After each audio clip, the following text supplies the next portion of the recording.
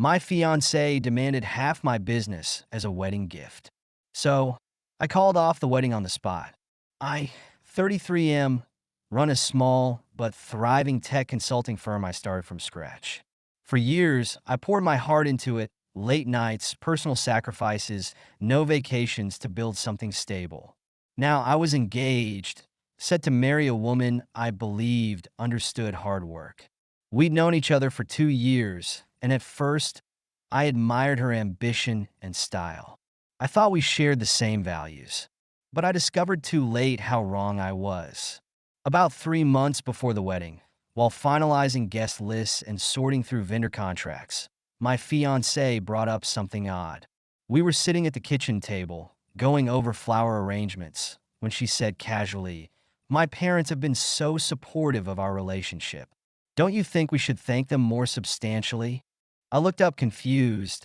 We already invited them on that trip last month, and I bought them a nice anniversary gift. "What do you mean, more substantially?" She leaned forward, tapping her perfectly manicured nails on the table. "I'm talking about the business. Maybe you could give them a small share. It would be a lovely gesture." I blinked, stunned. "A share? Of my company? Why would I do that?" Her expression tightened. "Their family, soon to be your family too. This would show you trust them and appreciate their role in our lives." She said it like it was the most reasonable request in the world. I try to stay calm. "I built this company alone. Your parents had no part in it. They never invested, never offered any business help." She shrugged dismissively. "They don't need to help. It's about respect. They've always dreamed of being part of something successful. It's a wedding gift from you to them." I realized then her sense of entitlement ran deeper than I ever imagined. Shocked, I said, "This isn't normal. People don't just hand over shares of their business as wedding gifts. That's a huge deal. It has legal implications." Her smile vanished.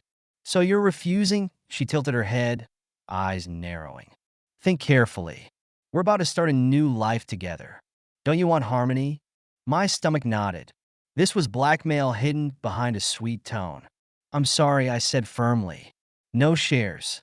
I'll be generous in other ways, but not this." Her lips pressed into a thin line. "If you truly cared about me, you'd do it. My parents deserve this. They raised me, supported me. Now you can show your gratitude." She stressed the word gratitude like I owed them something. I stood my ground. They deserve respect, not a cut of my livelihood.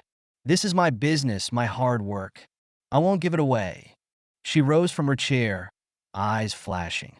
"If you won't do this for me, what good is this marriage? I can't believe how selfish you are." At that moment, I realized just how toxic her demands were. She valued my business as a bargaining chip, not respecting my sweat and sacrifice. I knew this wouldn't end here. I braced myself for the battle ahead. Over the following days, tensions soared. She stopped discussing wedding details and instead bombarded me with guilt trips. "My parents are excited about our future. Don't you want them to feel included? Or do you really love me if you can't do this one thing?" I tried to reason with her, suggesting alternatives. Generous gifts, a beautiful family vacation. But she wouldn't hear it. The only gift that mattered in her eyes was a stake in my company. One evening, after a strained dinner, she dropped a bomb. "If you refuse to give my parents a share, I might have to reconsider marrying you." Her voice was icy, her gaze a challenge. My heart clenched. She was threatening to end our engagement over this absurd demand. Was I engaged to a partner or a ruthless dealmaker? I took a deep breath. "Are you serious? We're weeks from the wedding, and you'd throw it all away because I won't sign over part of my business?"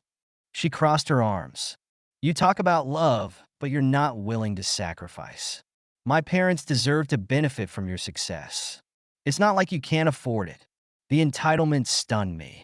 This isn't about money. It's about principle, trust, and fairness. Your parents did nothing to earn a stake. Do you think I'm just a bank account for you and them? Her lips curled. If that's how you see it, maybe we shouldn't get married. Maybe I should find someone who values family more. The arrogance in her tone was unmistakable. I realized she never saw my business as mine. She viewed it as an asset she could manipulate.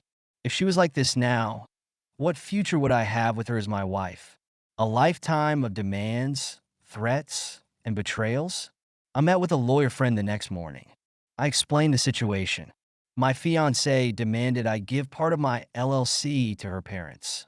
My lawyer's eyebrows rose. That's a huge red flag, he said. If she already made these demands, imagine what happens after marriage. Legally, transferring shares would complicate everything. If you divorce later, her parents might remain partial owners. Don't do it. I nodded, resolved to harden. I decided I wouldn't just refuse. I'd protect myself. If she ended the engagement, so be it. But I wouldn't wait for her to leave me. I'd take control. I started preparations quietly, updating legal documents, ensuring my business shares remained solely in my name, setting aside personal finances in separate accounts. The following night, she confronted me again. So, have you changed your mind? She asked, tapping her foot. I shook my head. No, I'm not giving them anything. Her eyes narrowed. Then I'm done. I can't marry someone who doesn't respect my family. She turned as if to leave the room triumphantly. But I spoke calmly. Don't bother. I've decided to call off the wedding myself. We're over.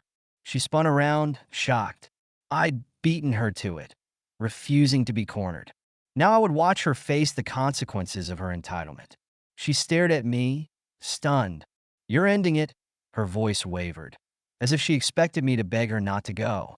Instead, I was the one walking away. The shift in power unsettled her.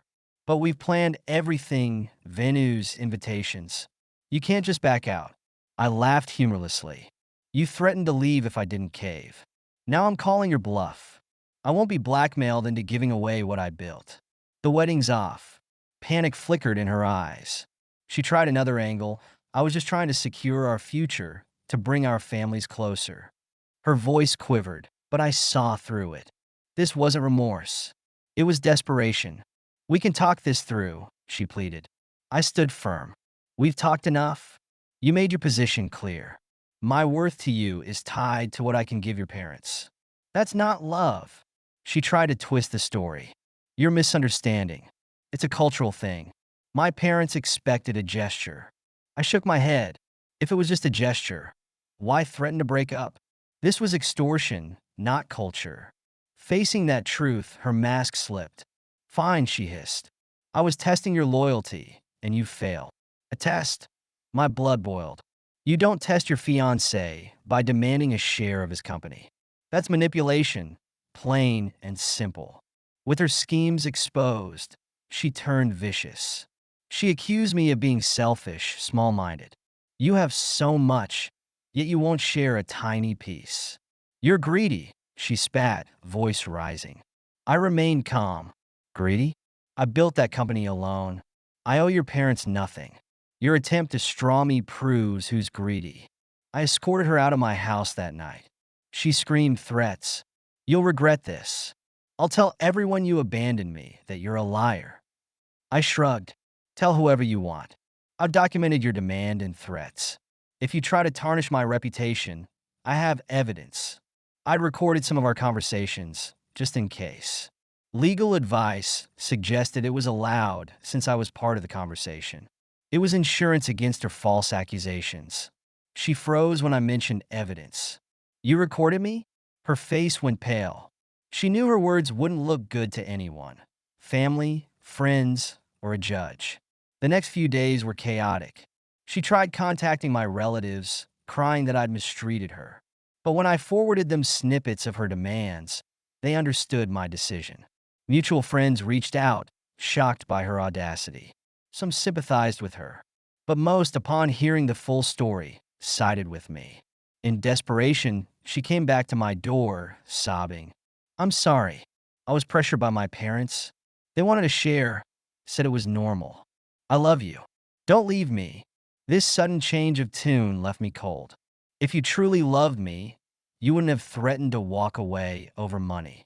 She fell to her knees, begging forgiveness, tears streaming. But it was too late.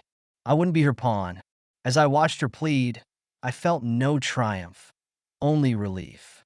I dodged a lifetime of manipulation. I told her firmly, "We're done. I won't be marrying you, and I don't trust you anymore." She tried clutching my hand, but I stepped back. "Leave now," I said quietly, "and don't contact me again." She retreated, sobbing, realizing her entitlements cost her everything. My trust, the wedding, her imagined future sharing my success. The finality of it weighed heavily in the silence after she left. But I felt lighter, free of a toxic bond that would have choked me eventually. Legally, I faced no major aftermath. We weren't married yet, so no common property to dispute. The business remained mine, untangled by her grasping hands. I filed a cease and desist through my lawyer, warning her not to defame me. Her parents tried calling once, asking if there was a misunderstanding. I told them the truth. Their daughter demanded a business share for them as a condition of marriage. They stuttered excuses, but I ended the call. My life, my company, my boundaries, none of it was up for debate. In the weeks that followed, I focused on my work, my team, and my own well-being. Some friends confided that she was spreading partial truths, saying I was controlling, stingy. But I had enough proof to clear my name if needed. The rumors died down when people realized she had no evidence, just bitterness. I learned a valuable lesson. Love doesn't require surrendering one's hard-earned achievements to please others. A real partner supports and respects boundaries, not tries to pry wealth out of you. I dodged a bullet by refusing her ultimatum and taking action first. Ultimately, I emerged stronger, cautious, but not bitter. I saw how quickly greed could poison a relationship. She underestimated my resolve, thinking I'd fold to keep peace. Instead, I proved that my integrity and self-respect weren't for sale. No doubt, she's left regretting her move, knowing she lost a stable future by pushing too far. If she imagined herself a clever strategist, she discovered I wasn't her chess piece. Actions have consequences, and her attempt to leverage my love for her parents' gain cost her everything. Thank you so much for listening to my story. If you have any thoughts, I'd love to hear them, so please leave a comment. Don't forget to like and subscribe if you want more stories like this one.